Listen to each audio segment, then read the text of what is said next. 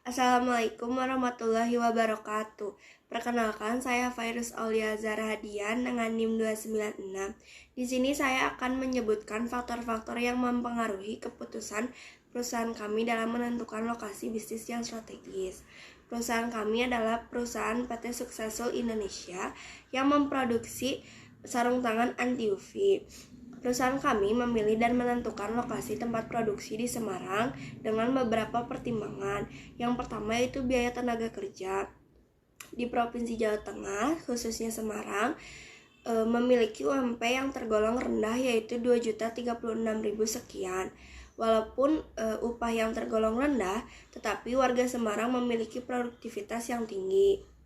Yang faktor kedua adalah kedekatan dengan pasar. Semarang adalah salah satu kota terpanas di Indonesia dan memiliki pengendara motor yang berjumlah sangat banyak yaitu 1.496.000 sekian.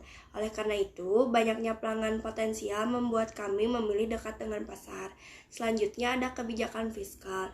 Pemerintah Jawa Tengah memberikan insentif pajak yang meringankan bagi para pelaku usaha. Pemerintah juga memberikan bantuan keuangan untuk membantu pertumbuhan ekonomi, dan juga perizinan usahanya pun cukup mudah, cepat, transparan. Selanjutnya ada kualitas kehidupan. Rata-rata pengeluaran orang di Kota Semarang setiap bulannya itu 1.930.000 dan jenjang pendidikan paling tinggi yaitu rata-rata ada di SMA dengan nilai 70,24%. Serta sosial kebudayaan yang ada di Kota Semarang terdiri dari campuran etnis dan agama yang didukung dengan tempat ibadah yang tersedia untuk seluruh agama. Selanjutnya ada valuta asing. Produk kami terjamin stabilitasnya jika memilih Kota Semarang sebagai tempat produksinya. Pendapatan pun akan menghasilkan output sesuai yang diinginkan dan diharapkan. Perkenalkan, nama saya Dea Handayani dengan NIM 511221299. Di sini saya akan menjelaskan mengenai faktor primer yang mempengaruhi keputusan menentukan lokasi. Yang pertama, ada ketersediaan bahan baku. Untuk membuat sarung tangan anti UV diperlukan kain dry fit Milano Premium.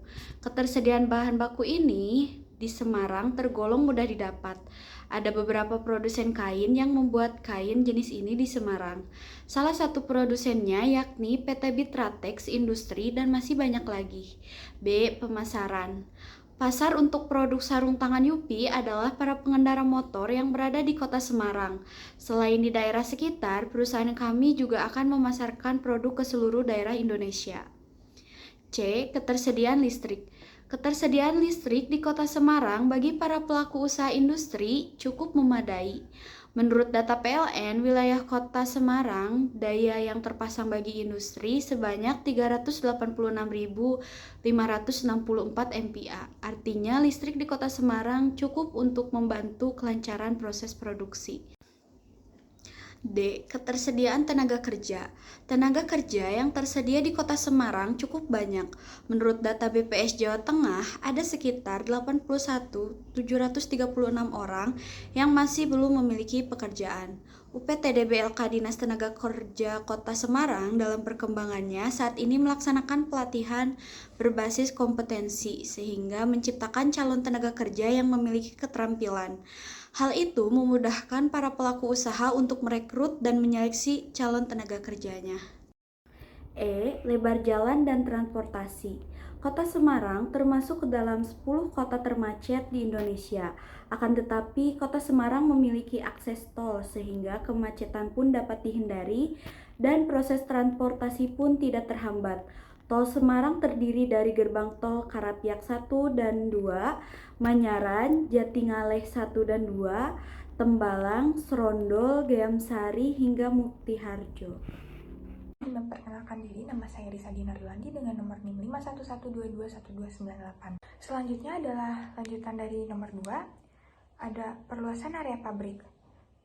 Pada perluasan area pabrik, kami memilih lokasi pabrik di area padat sehingga akan sulit merubah luas dan panjang pabrik karena hal itu akan merusak area sekitar. Alternatif lain yang kami pilih adalah membuat gedung menjadi bertingkat sehingga pabrik bisa menjadi luas dan menambah fasilitas yang dibutuhkan. Selanjutnya adalah peraturan pemerintah setempat. Pemerintah di Kota Semarang tidak mempersulit para pelaku usaha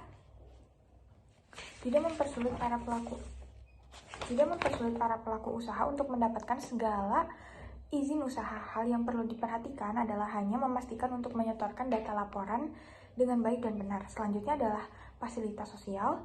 Gedung yang sudah siap dengan layout yang tepat sudah tersedia sehingga kegiatan produksi tidak akan terganggu. Selain itu, untuk fasilitas sosial akan tersedia mulai dari smoking area, tempat beristirahat, dan tempat untuk beribadah. Selanjutnya adalah nomor 3, ada tipe tata letak. Tipe tata letak yang kami pilih yaitu tipe spesifik yang berorientasi pada proses produksi atau proses oriented layout. Hal ini akan memudahkan dan meningkatkan fleksibilitas kerja dan peralatan serta penugasan tenaga kerja. Pemilihan layout ini juga sudah sesuai dengan proses produksi kami yaitu line flow.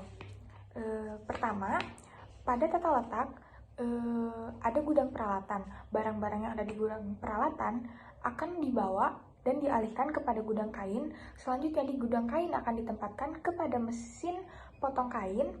Selanjutnya pada mesin potong jahit. Selanjutnya adalah mesin jahit kain. Selanjutnya akan dimasukkan terlebih dahulu kepada gudang kain sementara. Setelah itu dimasukkan ke mesin obras kain yang kemudian akan berakhir di gudang jadi akhir. Sebelum masuk ke pengemasan, produk akan melakukan quality control terlebih dahulu. Setelah itu baru menuju ke pengemasan. Sekian dari penjelasan tata letak yang dipilih oleh perusahaan kami. Perkenalkan, nama saya Stefanus Laurentius Pinem dengan NIM 51122111300. Di sini saya akan menjelaskan tentang keunggulan tata letak yang dipilih oleh perusahaan kami. Yang pertama, peralatan dan pekerjaan bisa terlaksana lebih efektif dan efisien. Yang kedua, meminimalisir kesalahan dalam proses produksi. Yang ketiga, pembagian peralatan dan pekerjaan akan lebih fleksibel. Dilanjut dengan kelemahan dari tata letak tersebut, ketersediaan barang dalam proses akan mengalami peningkatan.